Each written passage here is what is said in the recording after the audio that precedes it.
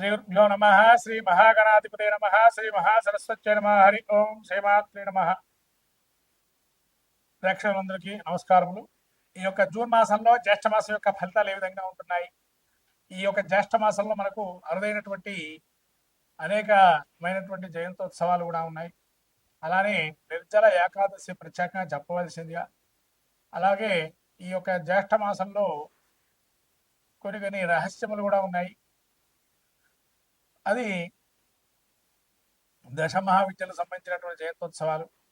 అలానే పౌర్ణిమ, ఏకాదశి, సంకష్టహర చతుర్థి, యోగములు కొన్ని ఉన్నాయి. ఇటువంటి విశేషమైనటువంటివి ఈ జ్యేష్ఠ మాసంలో కూడా మనకు కనబడుతున్నాయి. ఈ జ్యేష్ఠ మాసంలో మనము ప్రత్యేకంగా ఏ దేవతను ఆరాధన చేయాలి, ఏ దేవుణ్ణి పూజించాలి అనుకున్నట్లయితే ముఖ్యంగా విష్ణుమూర్తి యొక్క అవతారాలు ఏవైతే ఉన్నాయో వాటిని ఆరాధన చేయాలి. అట్లనే మనకు వట సావిత్రి వ్రతం అనేటువంటిది, ఏరువాక పౌర్ణిమ, ఇలా రకరకాలైనటువంటి శుభాది కార్యక్రమాలు ఎక్కువగా ఉన్నాయి. అలా త్రివిక్రముల యొక్క ఉద్భవము, బలి చక్రవర్తి యొక్క విశేషమైనటువంటి భాగవతంలో చెప్పబడినటువంటి బలి చక్రవర్తి ఇచ్చేటువంటి భూదానము, ఇవన్నీ కూడా మనకు ఇటువంటి మహత్తరమైనటువంటి జ్యేష్ఠ మాసంలో ఉన్నాయి. కాబట్టి ఈ జ్యేష్ఠ మాసంలో అందరూ కూడా దేవీ దేవతారాధన చేసుకొని తను అనుగుణంగా స్వామి దేవీ దేవతానుగ్రహం కలిగి ఉత్తమమైనటువంటి ఫలితాలు పొందాలని ఆశిస్తున్నాము. మకర రాశి వారికి జ్యేష్ఠ మాసం జూన్ మాసం ఏ విధంగా ఉంది, మకర రాశి యొక్క గ్రహస్థితి ఏ విధంగా ఉంది, ద్వాదశ రాశి వారికి చూసినట్టయితే ముఖ్యంగా మకర రాశి వారికి యొక్క ద్వాదశ మనకు రాశులలో మకర రాశి 10వ రాశి. ఈ 10వ రాశి ఉత్తరాషాఢ నక్షత్రం 2, 3, 4 పాదాలు, అట్లాగే శ్రవణ నక్షత్రం 4 పాదాలు, ధనిష్ట నక్షత్రం 1, 2 పాదాలు మకర రాశి. మకర రాశి గ్రహస్థితి చూస్తే ద్వితీయంలో రాహు, తృతీయంలో శని, చతుర్థమందు శుక్రుడు, పంచమందు రవి, బుధ, తదుపరి రవి బుధులు 15వ తారీఖు రవి ఒక షష్ఠస్థాన సంచారము, గురువు షష్ఠస్థాన సంచారము, అలానే బుధుడు కూడా సప్తమ స్థానం 23వ తారీఖు నుంచి ప్రవేశిస్తూ, అలాగే కుజకేతువులు అష్టమ స్థాన సంచారం చేస్తున్నారు మకర రాశి వారికి. ఈ యొక్క గ్రహస్థితి చూసినట్టయితే ముఖ్యంగా రవి షష్ఠస్థానం సంచారం చేస్తున్న సమయంలో శరీర ఆరోగ్యాన్ని చాలా అదుపులో పెట్టుకుంటారు, కుటుంబ సౌఖ్యం బాగుంటుంది, ధనలాభాలు బాగుంటాయి. ఏదో కార్యం మొదలు పెడితే ఆ కార్యాన్ని కూడా సాధించేటువంటి గుణాలు ఎక్కువగా ఉంటాయి. కొన్ని నిర్ణయాలు మిమ్మల్ని ఇబ్బంది పెట్టినా తర్వాత కాలంలో అవి అనుకూలంగా మారే అవకాశం ఉంటుంది సూర్యుడు యొక్క అనుగ్రహం వల్ల మకర రాశి వారికి. అట్లానే బుధుడు మీకు మకర రాశి వారికి 6వ స్థానంలో 7వ తారీఖు నుంచి రాబోయే జూన్ 7వ తారీఖు నుంచి సంచారం చేస్తున్నాడు. పోటీ పరీక్షల్లో పాల్గొనే విద్యార్థులకి యోగదాయకంగా ఉంటుంది. ఎవరైతే మకర రాశి వారు ఉన్నారో పోటీ పరీక్షలు ఐసెట్ కానీ, ఎంసెట్ కానీ, ఇప్సెట్ కానీ, అలానే టెట్ కానీ, బీఈడీలు కానీ ఇలాంటి నిష్ణాతమైనటువంటి విద్యాల్లో ఉండేటువంటి ఎవరైతే చదువుగా వెళ్తున్నారో వాళ్ళు గట్టిగా ప్రయత్నం చేయడం ఖచ్చితంగా సాధిస్తారు. మకర రాశి వారు పోటీతత్వమైనటువంటి వాటిల్లో ఖచ్చితంగా సాధిస్తారు. వక్తలుగా మీరు ఉంటారు. అట్లానే విజయ ప్రాప్తి కలిగే అవకాశం ఉంటుంది.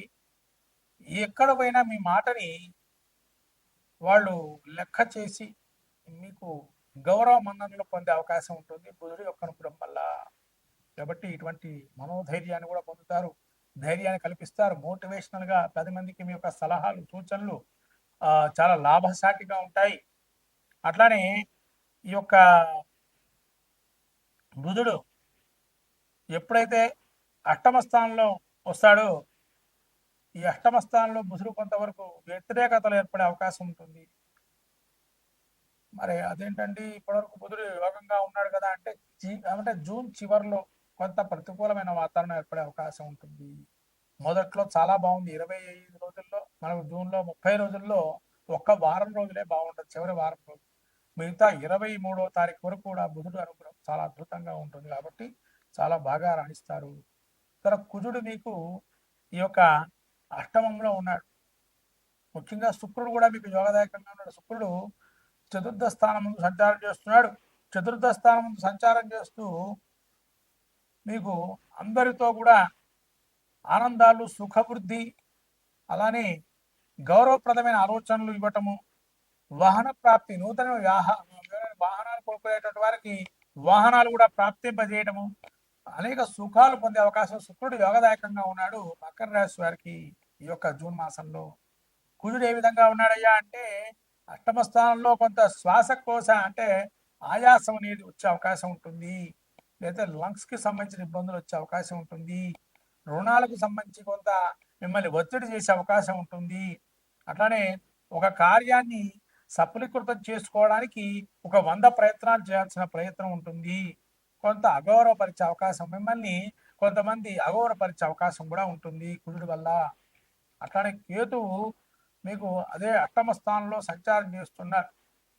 అయితే ముఖ్యంగా మనం మకర రాశికి ద్వితీయ స్థానంలో కుజుడు ఉన్నాడు కదా, మరి రాహు యొక్క ఫలితాలు ఏ విధంగా ఉన్నాయంటే దుష్టులకు అకారణమైన కలహాలు, అకారణంగా కలహాలు ఏర్పడే అవకాశం ఉంటుంది. కార్య వస్తునాశనము, దుర్బలత్వము అంటే బలాన్ని క్షీణింపజేసే అవకాశం ఉంటుంది రాహు. ధనాదాయంలో గండి కొట్టే అవకాశం, వచ్చిన ఆదాయం వచ్చినట్టుగానే వెళ్ళిపోతూ ఉంటుంది, నిలకడమైన సంపాదనగా ఉంటుంది, అది రాహు ఇచ్చేటువంటి. అట్లాగే మకర రాశి వారికి శని యొక్క స్థితి ఏ విధంగా తృతీయంలో చాలా అద్భుతంగా ఉంది. కీర్తి, ధనాదాయం, శ్రమకు తగిన గుర్తింపు, ప్రయాణ లాభాలు, వ్యవహార సౌఖ్యాలు, జయాలు శని యోగంగా ఇస్తున్నాడు. అంటే మకర రాశి వారికి శని బాగున్నాడు, అట్లనే ఈ మాసంలో శుక్రుడు బాగున్నాడు, అట్లనే రవి బాగున్నాడు, బుధుడు బాగున్నాడు. ఈ విధంగా ఈ గ్రహాలన్నీ బాగున్నాయి.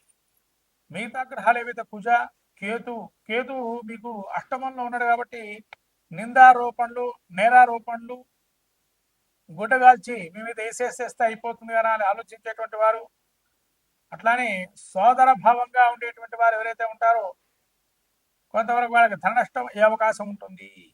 ఈ విధంగా ఈ యొక్క మకర రాశి వారికి 70% అనుకూలంగాను 30% ప్రతికూలంగా ఉంటుంది. ఈ మకర రాశి వారు రాబోయే కాలంలో చండీ సప్తశతి కానీ సప్తశ్లోకి కానీ అమ్మవారి దర్శనం చేసుకోవడం, ఖడ్గమాల స్తోత్ర పాలన చేసుకోవటం, అట్లానే గురుడు యొక్క క్షేత్ర దర్శనం చేయడం, గురువు యొక్క అనుగ్రహం పొందడానికి కురుక్షేత్ర దర్శనం, తీర్థక్షేత్ర దర్శనాలు చేయటం ఇలాంటివి చేయటం వల్ల ఇటువంటి అవరోధాలన్నీ కూడా పోయి మంచి ఫలితాలు వస్తాయి మకర రాశి వారికి. శ్రీమాత్రే